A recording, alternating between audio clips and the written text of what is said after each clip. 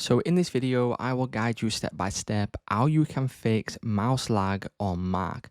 So this is a common problem when sometimes there is a bug with your mouse, right? So the first thing we can do is head to the top left hand corner to the Apple icon.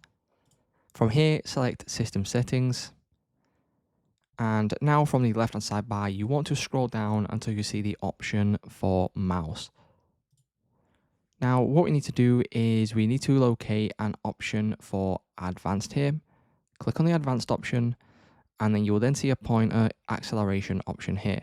So essentially what this means is when enabled, the pointer will move more quickly for fast mouse movements. So for example, like this, right? Now, essentially what this will do is if for whatever reason your mouse is not up to the latest firmware and software updates on that specific mouse, it will then cause problems with lag. So to fix this, what we can do is switch off pointer acceleration, and then as you can see, it will be way more smooth than if pointer acceleration is enabled. So that's how simple it is to fix mouse lag on Mac, guys. If this video did help you out, please leave a like on today's video, and I will see you in the next one.